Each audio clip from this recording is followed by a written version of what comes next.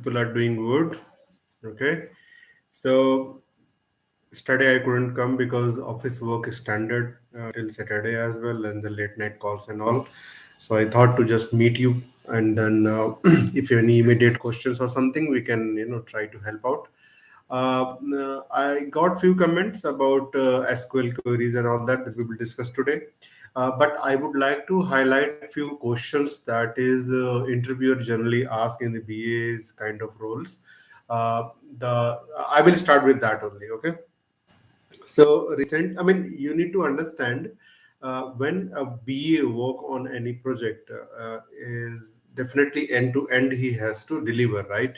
So, but suppose there is a deadline, and you don't have enough team strength, or you can say in the Scrum terminology, the capacity. The team capacity is not able to deliver end to end whole thing to you, to the client. So basically what you will do, so एक concept होता है MVP का. हाय Rohan. Concept होता है MVP का. MVP मतलब होता क्या है? Minimum viable product. इसको कैसे समझेंगे आप? मिनिमम समझ में आ गया होगा. वायबल मतलब क्या होता है? जो जिससे आपका काम चल जाए, वो क्या मिनिमम आपको हम दे दें जिससे आपका काम चल जाए. एग्जाम्पल बताता हूँ आपको मैं. आपको अब एक खाना बनाना है. अब कोई बोले मुझे वो हॉब करके सेटअप करके दो, हॉब किचन में, वो बढ़िया एडवांस गैस पाइपलाइन आ जाए और पूरा सब कुछ सेटअप करके दो. मिनिमम उसके लिए बहुत इंफ्रा लगेगा, टाइम लगेगा, लेबर लगेगा. ठीक है ना? मिनिमम क्या हो सकता है? आपको खाना बनाना है. खाना क्यों बनाना है? आपको खाना है, आपको भूख लगी है. आप क्या कर सकते हो मिनिमम? आपको मैं एक स्टोव ला के दे दूं जिसको कहीं भी आप रख के खाना बना सकते हो, अपना काम चला सकते हो. करेक्ट? ये हो गया मिनिमम. आप क्या करोगे? आपको, लेकिन इसको दूसरे तरीके से समझो आप. तो ये स्टोव के लिए मैं कहाँ पे खाना बनाने शुरू करूंगा? तो आपको मैं मिनिमम कुछ और बर्तन दे दूंगा, साथ में एक कढ़ाई दे दूंगा, एक चमचा वगैरह दे दूंगा, जिससे आप अपना खाना बना के खाना शुरू कर सकते हो. इससे क्या हुआ? डे वन से ही क्लाइंट खाना बना के खाना शुरू कर सकता है, वो भूखा नहीं बैठा है. फिर एक हफ्ते बाद मैंने और प्रिपरेशन की. मैंने क्या किया? उस एक 1 वीक में मैंने क्या किया था? उसके लिए मैंने एक गैस कनेक्शन पाइपलाइन के लिए अप्लाई कर दिया. वो मैंने काम कर दिया क्लाइंट के लिए. और मैंने क्या किया था? उसके लिए एक मजदूरों को बुलाकर उसका एस्टिमेशन ले लिया था कि कहाँ पर हॉब वगैरह सेटअप, कहाँ से पाइपलाइन वो सेटअप कर देंगे. तो नेक्स्ट वीक मेरा डिलीवरेबल क्या होगा? गैस पाइपलाइन लग गई. हालांकि वो फुली यूटिलाइजेशन में नहीं है, लेकिन अभी भी काम मैं उसका प्रोग्रेसिव दिखा रहा हूँ. और उसे खाना बनाना चालू, क्योंकि मैंने इसको ऑलरेडी स्टोव दे दिया, तो वो खाना बना के खा सकता है. गैस पाइपलाइन लग गई. उसके नेक्स्ट वीक में क्या किया? मैंने मजदूर को बुला के उसका हॉब सेटअप करा दिया. गैस पाइपलाइन से गैस आनी शुरू हो चुकी है, आपके पाइप में मीटर लग चुका है. मैंने उसके कनेक्शन कर दिया. अब थर्ड वीक में मैंने क्या किया? भाई ये लो, पूरा आप जैसा आप चाह रहे थे मैंने आपको दे दिया. अब वो स्टोव क्या करेगा? स्टोव या तो अपने किसी किसी को दे देगा या इमरजेंसी के लिए रख लेगा. नहीं तो, और जो बर्तन वो मैंने दिए थे उसको यूटिलाइजेशन के, वो बर्तन तो कैसे भी यूज हो जाएंगे. खाली कि स्टोव जो है वो एक काइंड ऑफ है कि जो वो शायद यूज ना कर पाए या इमरजेंसी के लिए रखे, किसी को दे सकता है. लेकिन वो बर्तन और जरूरत की चीजें वो अपने गैस पे लेकर बनाना शुरू कर सकता है. तो ये हो गया हमारा फुल फुल डिलीवरेबल. लेकिन जो मिनिमम था, एमवीपी, मिनिमम वायबल प्रोडक्ट, वो हमने उसको दे दिया था कि डे वन से वो भूखा नहीं बैठा है, वो खाना खा रहा है. ये हमारा हो गया अप्रोच कि हम क्लाइंट को वो चीजें मिनिमम दे दें जिससे उसका काम चलता रहे, रादर देन कि वो पूरा 3 हफ्ते तक भूखा रहे और जब तक वो मेरी मेन पाइपलाइन कनेक्शन लेके सेटअप ना करूं तब तक वो बेचारा भूखा रहेगा. तो ये हमारा होता है कि हम क्या मिनिमम दे दें जिससे हमारा क्लाइंट का काम चल जाए. एक और एग्जांपल देता हूं आपको. अब एक ट्रेवलिंग के लिए क्लाइंट बोलता है कि मुझे मेरे ऑफिस से घर तक जाने के लिए बहुत टाइम लगता है, तो मुझे एक गाड़ी चाहिए. मुझे वो गाड़ी नहीं बोल रहा, उसने गाड़ी नहीं बोला, उसने क्या बोला? मुझे एक कुछ आप साधन दे दो, एक कम्युटेशन का एक वो दे दो, एक जरिया दे दो जिससे मैं ये चीज डिस्टेंस इजीली कवर कर सकूं, जल्दी कवर कर सकूं. मुझे पैदल न जाना पड़े भाई, ये उसने कहा।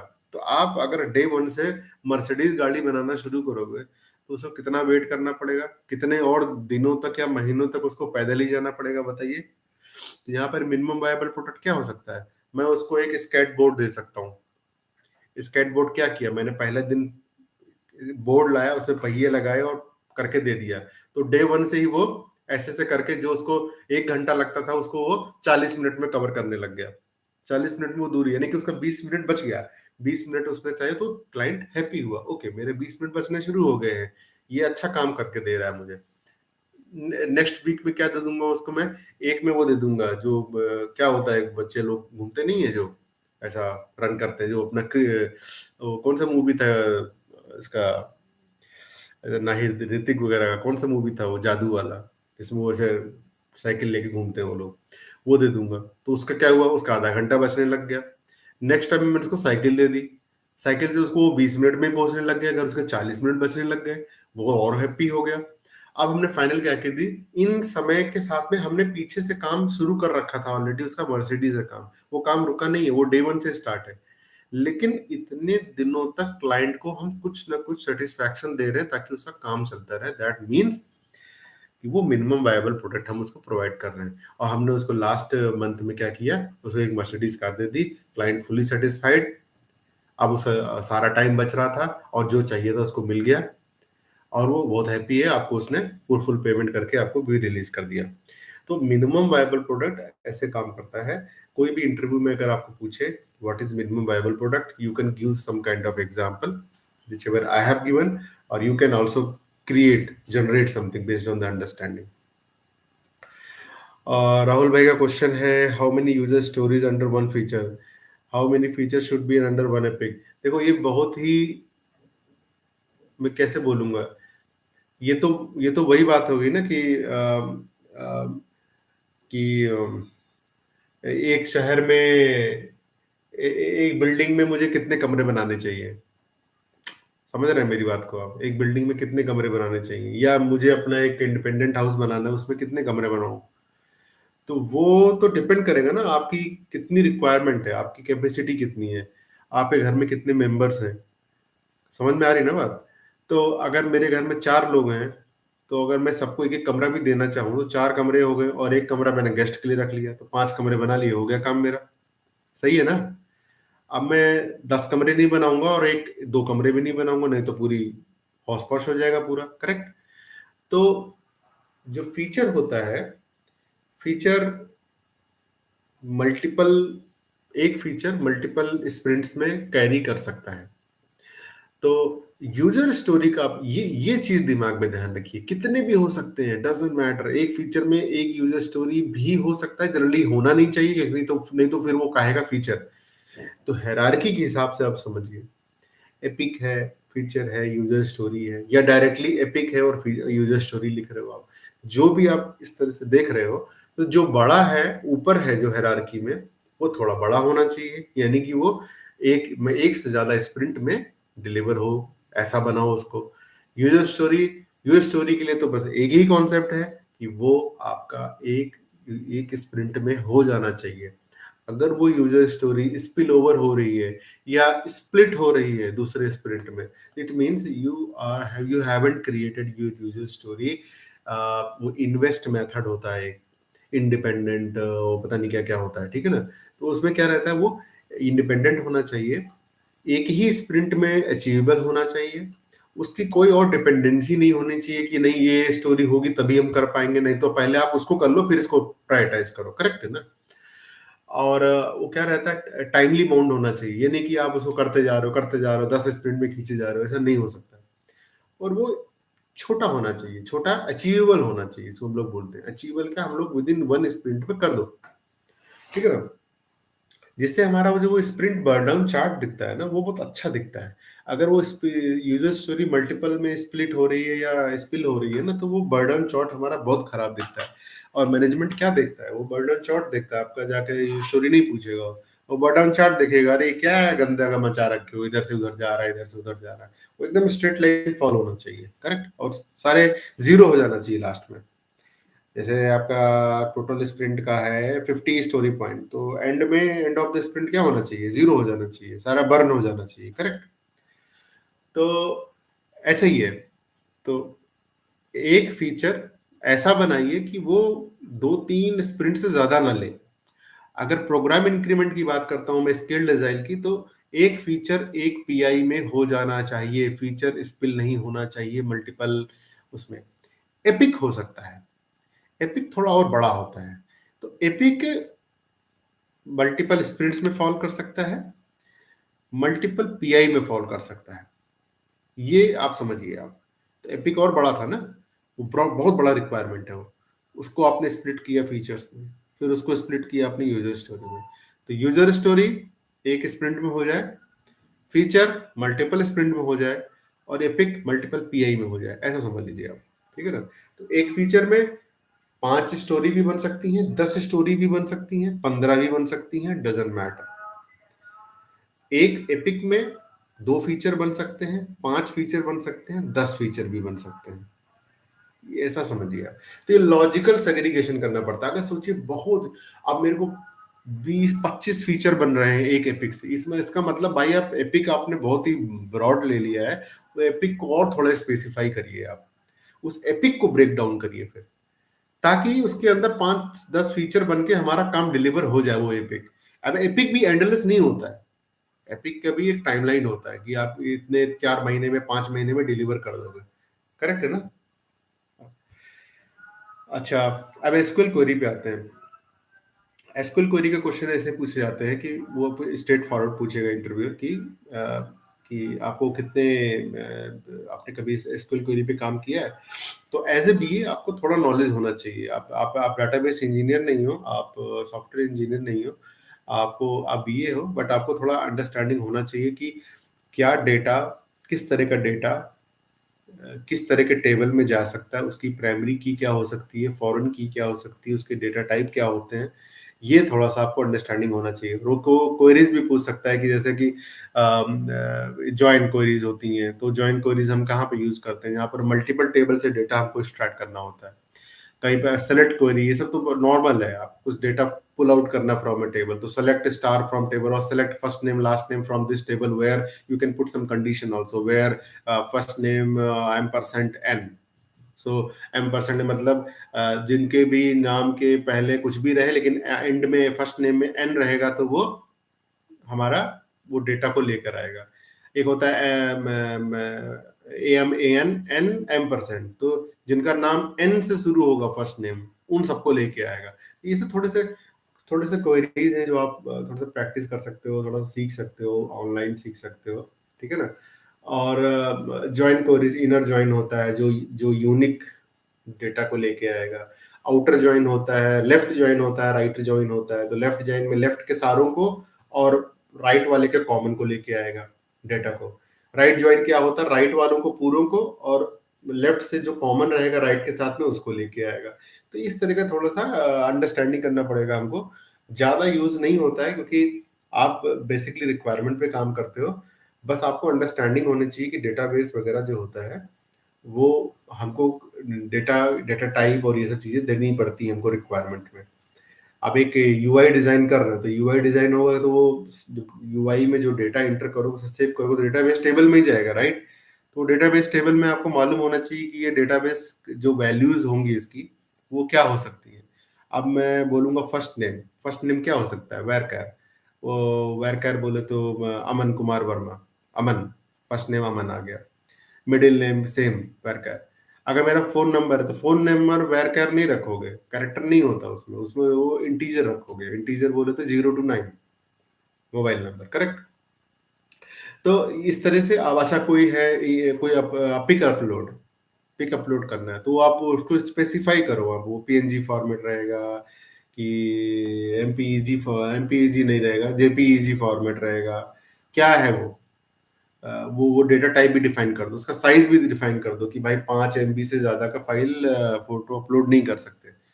ठीक है? तो ये इंपॉर्टेंट चीजें होती हैं। एज ए बिजनेस एनालिस्ट आप पूरा थॉरो एनालिसिस करो और अपने रिक्वायरमेंट में वो चीजें मेंशन करो, ताकि जब डेवलपर उसको कोड करेगा तो उसको समझ में आएगा कि ये भाई किस चीज़ के बारे में बात कर रहा है, उसको किस तरह के डेटाबेस टेबल डिज़ाइन करनी पड़ेगी, क्या वैलिडेशन। अब टेस्टर क्या करेगा इसके बेस पे? टेस्टर अपनी टेस्ट केसेस लिखेगा कि फर्स्ट नेम वैलिडेशन केसेस, तो वो डालेगा न्यूमेरिक वैल्यू।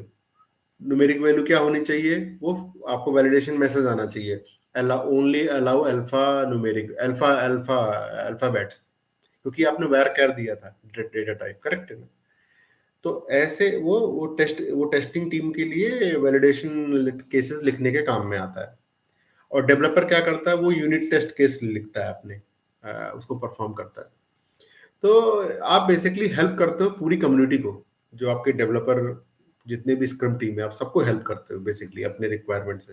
तो आपके रिक्वायरमेंट ऐसे एकदम क्रिस्प एंड बिल्कुल क्लियर होने चाहिए। अब डॉक्यूमेंटेशन का मुझे थोड़े बहुत क्वेश्चंस आ रहे हैं। हालांकि मैंने बीआरडी का बहुत डिटेल्ड डॉक्यूमेंट बनाया है। अगर कोई उसको जाकर देख ले, मेरे हिसाब से बीआरडी लिखने में उसको प्रॉब्लम नहीं होनी चाहिए। I don't know, either you are looking still looking for some shortcuts. I am telling you there is no shortcut. आप मैंने जबकि सैंपल बीआरडी और एफएसडी वगैरह शायद बना के मैंने अपलोड करके लिंक भी दे रखा है, केस स्टडी और उसका वायर फ्रेम क्या बनेगा, एफएसडी क्या बनेगा, वो पूरा मैंने दे भी रखा है। अब पढ़ना ही नहीं है, नहीं पढ़ोगे तो भाई देखो क्या करना है यार। ठीक है, उसको पढ़ लो और गूगल से केस स्टडी उठाओ और देखो आप कितने पानी में हो। आप जब आप केस स्टडी गूगल से उठाओगे, उसको एनालाइज करो भैया, टाइम स्पेंड करो। टाइम स्पेंड करना पड़ेगा सीखने के लिए। सीखो, खुद से लिखो बैठ के। आप देखोगे कितना आप लिख सकते हो। आप खुद खुद का रिव्यू करो। ये रिक्वायरमेंट था, मैंने इतना टाइम लिया बीआरडी बनाने में, ऐसे सेक्शंस में मैंने ये इंफॉर्मेशन लिखी है, कहाँ तक सही है, वो खुद सेल्फ वैलिडेट करो। ठीक है ना? और अगर किसी को और कुछ दिक्कत है तो मुझे पर्सनल मेल, देखो टाइम तो नहीं है देखो यार, ठीक है, कि मैं किसी का डॉक्यूमेंट रिव्यू वगैरह कर सकता हूँ। लेकिन आप हाँ, इस तरह के सेशन में आ सकते हो, कुछ क्वेश्चन है तो जरूर पूछ सकते हो, हम लोग उसको बात कर सकते हैं। लेकिन खाली मैं ऐसे बोलता रहूंगा, ऐसे नहीं होगा, आपको खुद भी टाइम स्पेंड करना पड़ेगा। ठीक है ना? अच्छा, इंटरव्यू में एक और क्वेश्चन पूछा जाता है कि वो जनरल आपको ऐसे फंसाने की कोशिश करेंगे कि अब जो क्लाइंट है वो एग्री नहीं कर रहा है रिक्वायरमेंट पे। देखो, तो आप कैसे कैसे उसको सिचुएशन को कैसे सॉर्ट आउट करोगे? तो सिंपल सी चीज है कि अगर क्लाइंट, पहले तो क्लाइंट की तरफ से स्पॉक होना चाहिए। स्पॉक बोले तो होता है पॉइंट ऑफ कांटेक्ट, जो उनकी तरफ से आपको रिक्वायरमेंट देगा। अगर सोचो वहां पे दो तीन लोग हैं, दो तीन लोगों को उसने अपॉइंट, भाई तुम लोग देख लो रिक्वायरमेंट देने का काम, तो आपको दो तीन लोगों से इंटरेक्ट करना पड़ रहा है, और बट आपको समझ में नहीं आ रहा है कि एक कुछ और बोल रहा है, कुछ और बोल रहा है, कुछ और बोल रहा है, क्या करोगे? तो भैया दो ऑप्शन है। या तो आप सबको इंडिविजुअल इंटरेक्ट करो, उनकी रिक्वायरमेंट समझो, और घर में बैठ के नहीं, ऑफिस में बैठ के सबके रिक्वायरमेंट को साथ में रख के कंपेयर करो, क्या बोल रहे हैं ये लोग, कौन से कॉमन रिक्वायरमेंट है, कौन से कॉन्फ्लिक्ट हो रहे हैं। कॉमन वालों को एमओएम बनाकर एग्री करवा लो। कॉन्फ्लिक्ट वालों को क्या करो, ग्रुप में सबको बुलाओ, फिर से उन तीनों को बुलाओ मीटिंग के लिए, और उनको बोलो साहब please tell me the correct requirement because I need to pass this for development. तो आप हमको क्लैरिटी दीजिए, आपको एग्जैक्टली चाहिए क्या। आप हाईलाइट कर सकते हो, sir you are telling me it has to be like this, sir you are telling me it has to like this, sir you have telling me it has to be like this, tell me what I should do. Either I need to develop a three requirement which will be fulfilling all your things, or I need to be developing only one solution, but you have to agree. अगर वो बोलता है नहीं ये multi solution, it means ये बहुत ही dynamic requirement है, आपको ऐसा समझना पड़ेगा। अगर वो लोग एक ही चीज को डिफरेंट प्रिडिक्ट करके बात कर रहे हैं तो आपको वो कॉन्फ्लिक्ट रिजॉल्व करना ही पड़ेगा। लेकिन अगर they are talking three different thing actually which is logically separated, it means they are asking you to develop a software which is highly configurable dynamically and which can satisfy any kind of requirement. ये understanding आप जब ले लोगे, ये जब आप communicate कर दोगे उनको, आपको अपने आप क्लैरिटी आ जाएगी, ठीक है ना? तो जब भी आप क्लाइंट के साथ में जाओ, ऐसे ब्लैंक मत जाओ, कुछ एक्सरसाइज करके जाओ, कुछ वैलिड पॉइंट लेके जाओ और ये चीज़ दिमाग में रख के जाओ कि या तो वो जो क्लाइंट बोल रहा है या तो उसको उसको वो डायनामिकली एक्सपेक्ट कर रहा है कि बहुत ही डायनामिक बनाओ कि भाई ये सब हर तरह की रिक्वायरमेंट सॉल्व हो जाए डायनेमिकली, नहीं तो वो खुद भी क्लियर नहीं है और then you can just poke, oh sir please if you can just please reconfirm that, rethink and please confirm.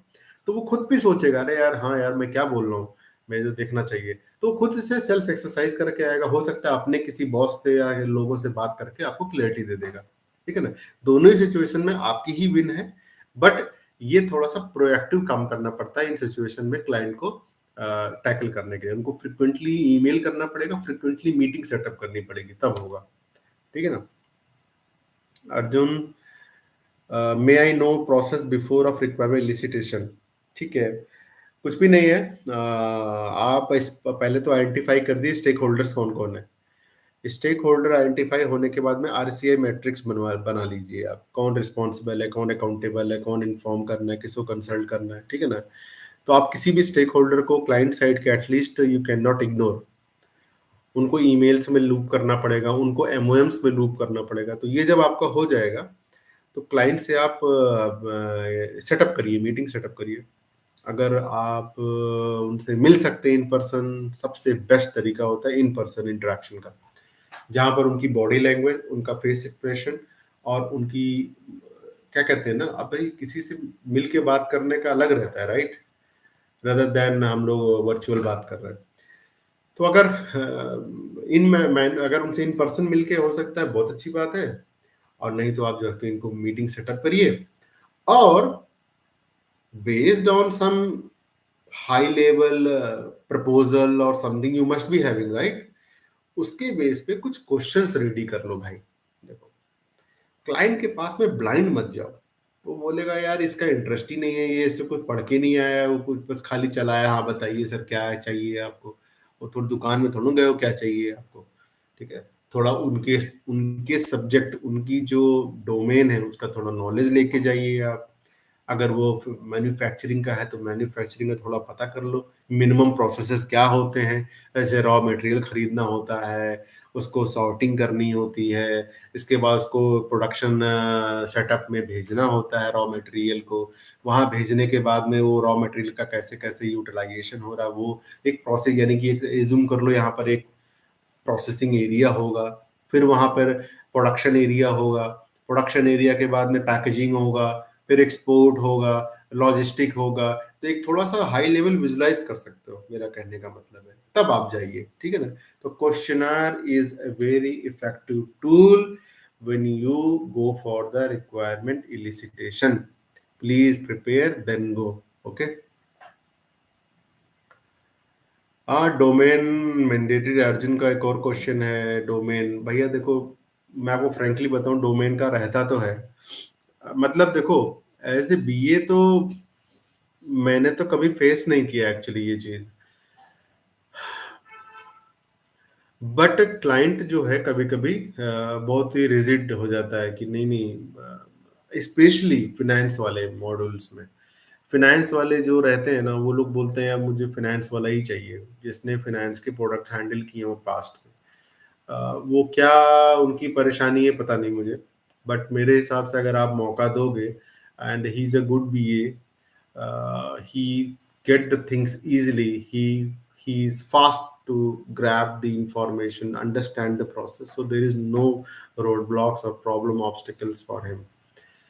तो मैं कंपनी से रिक्वेस्ट करूंगा, आई डोंट नो ये वीडियोस कौन कौन देखेगा, बट आप प्लीज मौका दीजिए, डोमेन के लिए मत आप इंसिस्ट कीजिए, रिस्ट्रिक्ट कीजिए, प्रोफाइल शॉर्टलिस्ट कीजिए, उनको एटलीस्ट स्क्रीन कीजिए, अगर वो लायक हैं तो उनको लीजिए, वरना मत। आप पहले बिना स्क्रीनिंग किए आप उनको बोल देते हो नहीं नहीं आपके पास डोमेन नहीं है जॉब, ऐसे ही हो रहा है एक्चुअली। तो जो टॉप लेवल की कंपनीज है, स्पेशली जो फाइनेंस बेस्ड कंपनीज है ना, उनमें ये रहता है यार, मैं ये मानता हूँ, वो लोग डोमेन का पूछते हैं। और इंश्योरेंस डोमेन, जैसे आप मलेशिया सिंगापुर साइड की जॉब अप्लाई करोगे ना, तो उधर तो पक्का वो लोग भी पूछते हैं डोमेन। सीधा रिजेक्ट कर देते हैं प्रोफाइल यार वो लोग, पता नहीं क्यों ऐसा करते हैं। आदि कांबले बिजनेस एनालिस्ट के अलावा और बिजनेस एनालिस्ट डोमेन बताएं। क्या क्वेश्चन में समझ नहीं पा रहा हूँ। इस बिजनेस एनालिस्ट के अलावा अदर बिजनेस एनालिस्ट डोमेन बताए ना। अच्छा, मैं डोमेन्स पता नहीं मैं आपका क्वेश्चन पूरा समझा हूँ कि नहीं, आप फिर से लिखिएगा क्या पूछ रहे हैं आदि भाई। डोमेन्स क्या है? मैन्युफैक्चरिंग डोमेन, इंश्योरेंस डोमेन, और ये कौन सा होता है, banking domain, IT business analyst के अलावा other business domain. IT business analyst और बिजनेस एनालिस्ट एक ही चीज है, उसमें क्यों कंफ्यूज हो रहे हो यार आप? उसमें क्या कंफ्यूजन है? बिजनेस एनालिस्ट आईटी वाला होता है, और कोई बिजनेस एनालिस्ट नहीं होता है। अगर वो कोई सेल्स का प्रोडक्ट बनाना है तो कोई सेल्स बिजनेस एनालिस्ट नहीं होता, वो भी आईटी बिजनेस एनालिस्ट होगा। आईटी वो आपने जोड़ दिया है स्टार्टिंग में एज ए प्रीफिक्स, बट वो बिजनेस एनालिस्ट ही है। तो बस यहाँ पे फर्क आता है डोमेन का। तो एग्जाम्पल बताता हूँ, देखो देखो, जैसे कि आपने पास्ट में अगर कोई सेल्स का प्रोडक्ट पे काम किया, आपने एक सेल्स का सॉफ्टवेयर बना के दिया है किसी क्लाइंट को, तो वो क्या बोलेगा वो? तो आप जब रिक्वायरमेंट गैदर करोगे, जब क्लाइंट से मिलोगे, तो आपके पास में एक बैकग्राउंड है सेल्स में क्या होता है।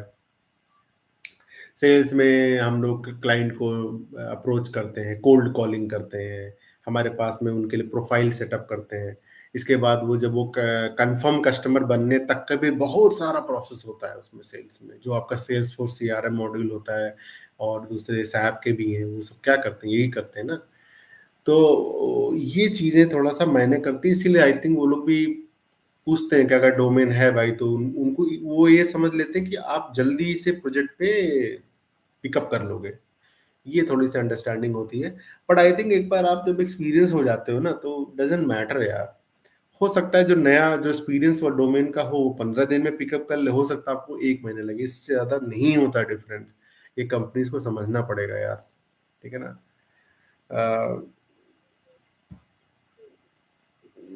प्री सेल्स का स्टार्टिंग प्रोसेस नहीं, प्री सेल्स में कुछ नहीं होता है। देखो यार, ये जैसे कि आपकी एक एक रियल एस्टेट का ले लो आप।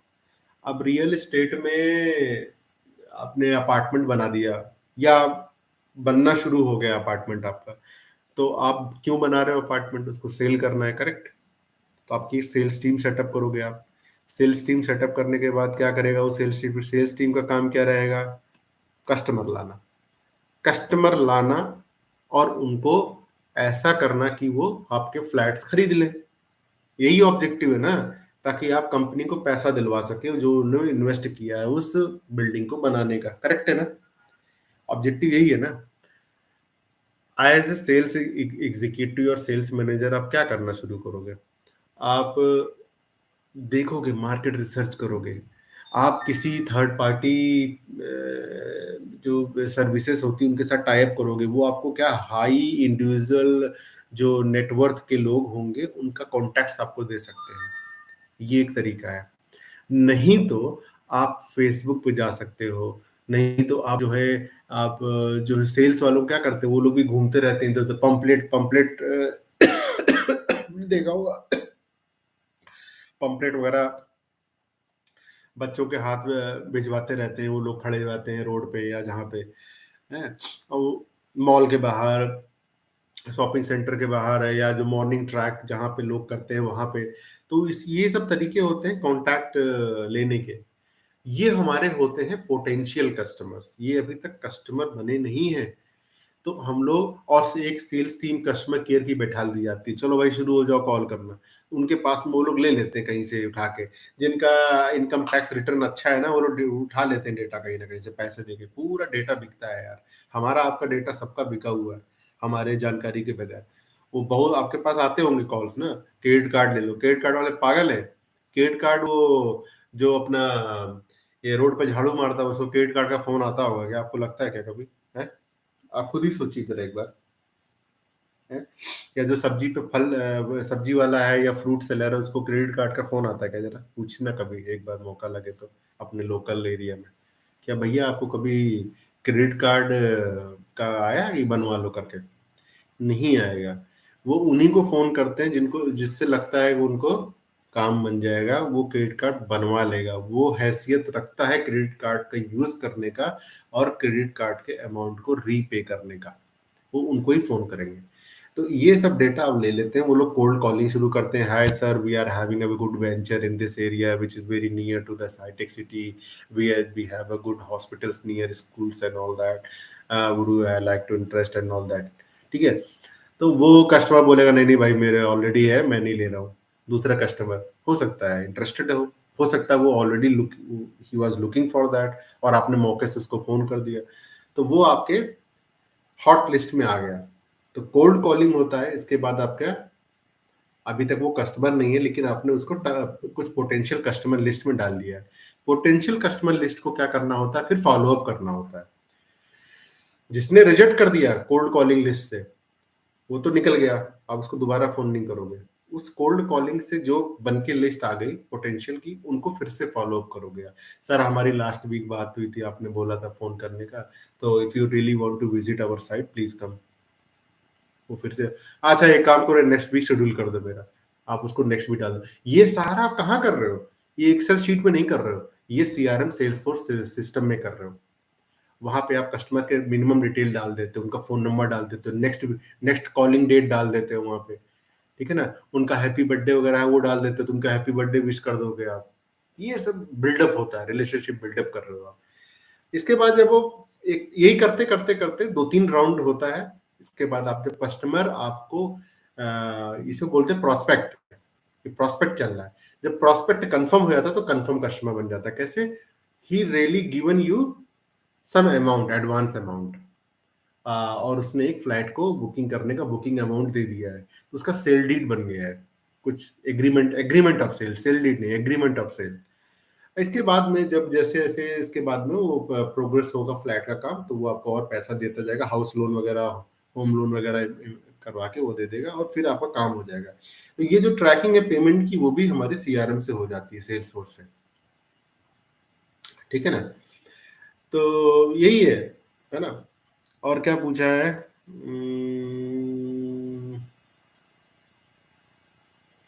एग्जाम्पल ऑफ एजम्पशन और कंस्ट्रेंट्स। अरे सिंपल है ना, एजम्पशंस क्या होते हैं? एजम्पशंस जैसे कि मैं एज्यूम करता हूँ, आपको सब कुछ आता है, आपको सारे डोमेन्स की नॉलेज है, और मैंने आपको हायर कर लिया, ये मेरा एजम्पशन है। या एजम्पशन बोल दिया कि वाइफ खाना बना रही है, उसने सब कुछ नमक मिर्च मसाला सब डाला ही होगा, ये मेरा एजम्पशन है।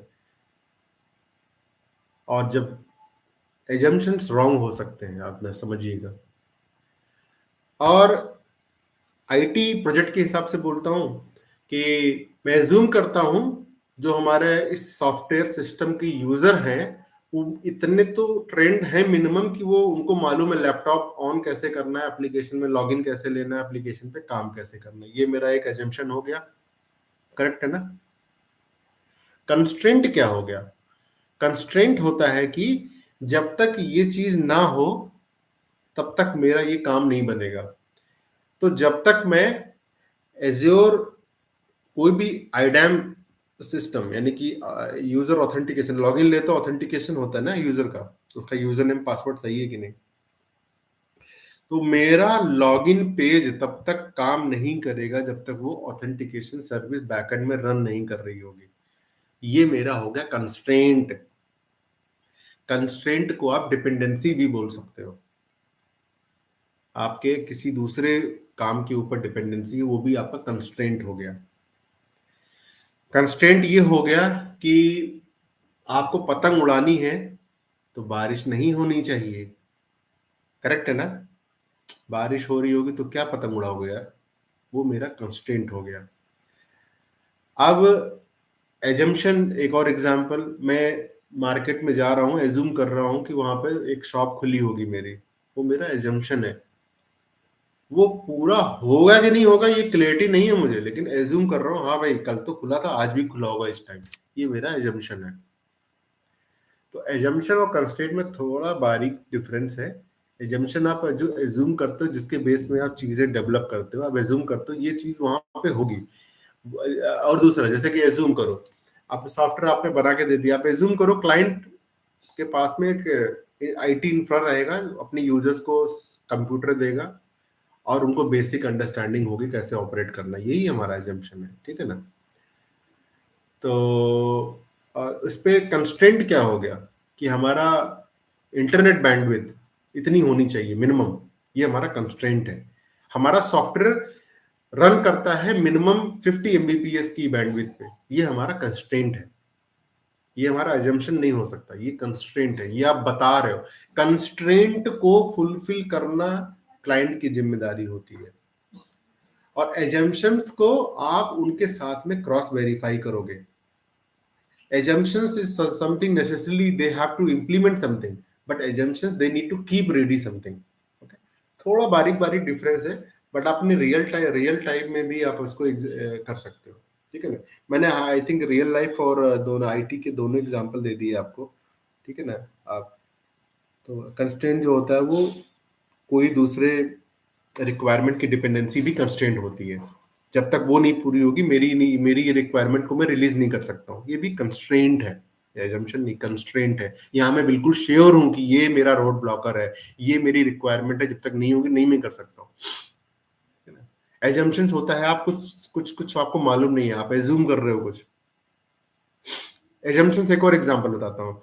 आप एज्यूम कर रहे हो, पूछ रहा है कि आपके टारगेट ऑडियंस कितने होंगे, आपके सॉफ्टवेयर के कितने यूजर्स होंगे। आप एज्यूम, आपको नहीं मालूम है भाई, आप बोलो हाँ 500 यूजर होंगे, मैं जूम करता हूँ, तो आप कॉल आउट कर दो, मेरा एजम्पशन है कि 500 यूजर्स होंगे इस सॉफ्टवेयर की यूज करने वाले, और मेरी जो परफॉर्मेंस टेस्टिंग होगी सॉफ्टवेयर की वो मेरी 500 यूजर पे ही डिपेंड है। मैंने एज्यूम किया है, मेरे सॉफ्टवेयर में 500 यूजर से ज्यादा लोग नहीं आएंगे एक टाइम में, तो मेरी जो परफॉर्मेंस टेस्टिंग करूंगा मैं वो 500 यूजर के साथ में करूंगा, हो गया काम, ये मेरा एजम्पशन है, ठीक है ना। Vishwanath, hello sir, how chatbot, I think, हाँ chatbot, I think you might try to mention, okay, chatbot and AI automation will impact बहुत ज्यादा है। चैटबॉट और एआई तो आप जान ही रहे हो। चैटबॉट तो जिनको नहीं मालूम बता देता हूँ थोड़ा बहुत। ये प्री डिफाइंड क्वेश्चनर के बेस में एक ऑटो रिस्पॉन्स सिस्टम होता है, जो आपके किसी भी वेबसाइट में, किसी भी मोबाइल ऐप में आप इनबिल्ट कर सकते हो। ये एक इंडिपेंडेंट माइक्रो एप्लीकेशन होता है। क्या होता है? Independent micro application.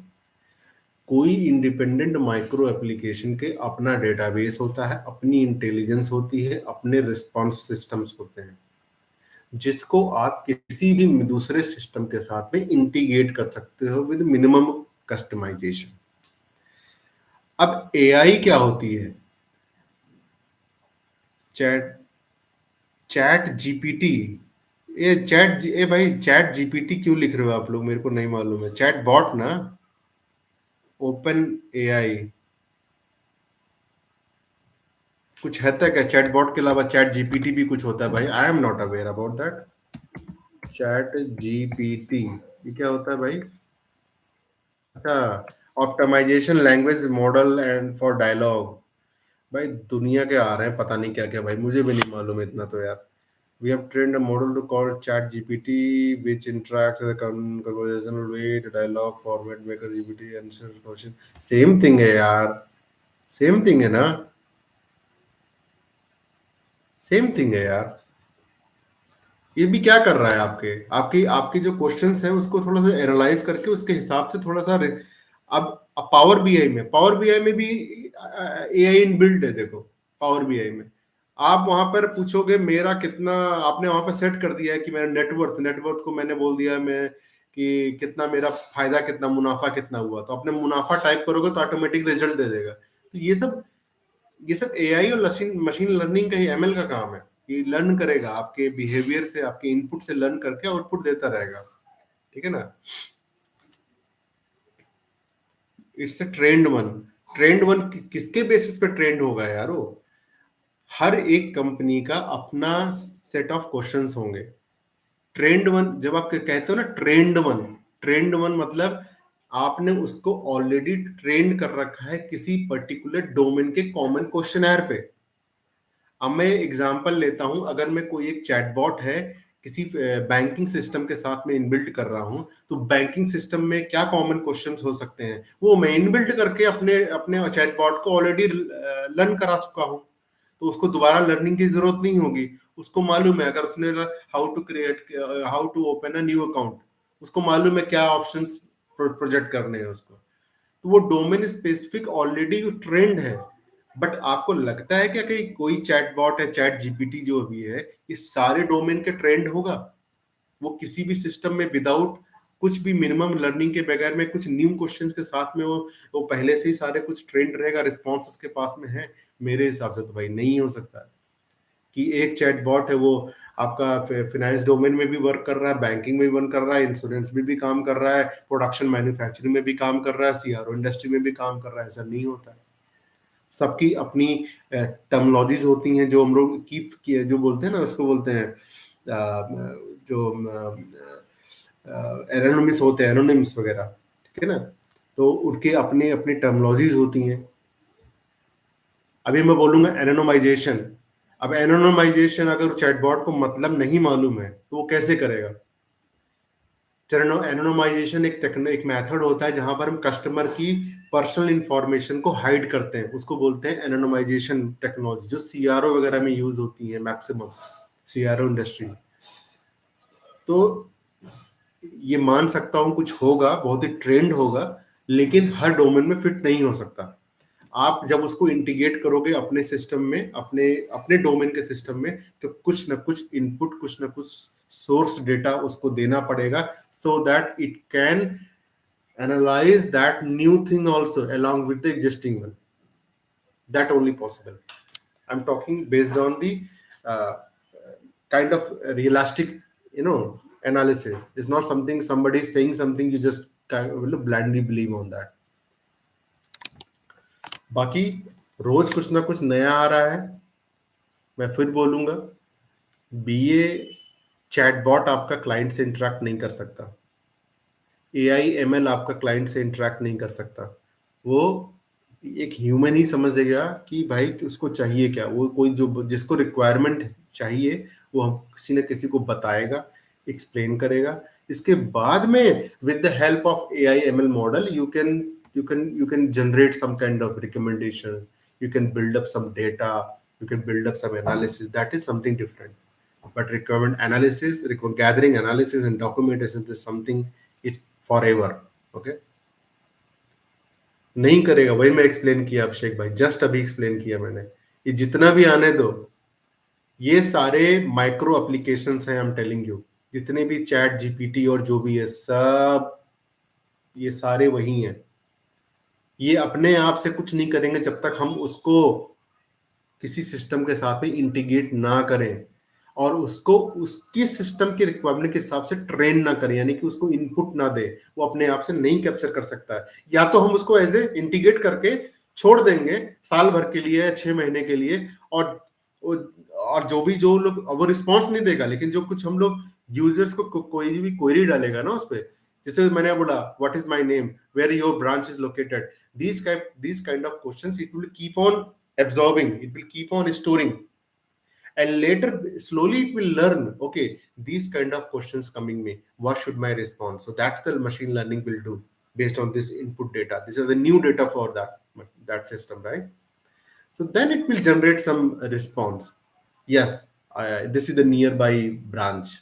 It then how it has to do? It has to find out your company nearby location, not other companies. It might be having the storage. It might be having that information. It will not display other companies' information, right? So that's what I'm telling you. Every chatbot, these are the macro applications. You should adopt your system. According to chatbot, you will not design. According to your system, it has to be adopted. Correct?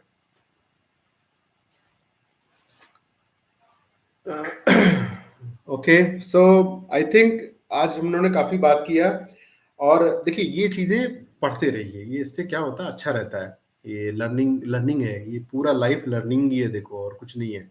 Learning करते रहिए, implement करते रहिए उसको अपने real time projects में, ठीक है ना? और फिर मिलते हैं नेक्स्ट वीक, कुछ और क्वेश्चंस लेके आइए, और मैं भी कुछ रहेगा तो मैं ज़रूर आपको बताऊँगा जो मैं भी अपने रियल टाइम में फेस करता हूँ, और मिलते रहिए। Thank you everybody for joining the call. Have a nice day, keep learning, keep growing. Thank you very much.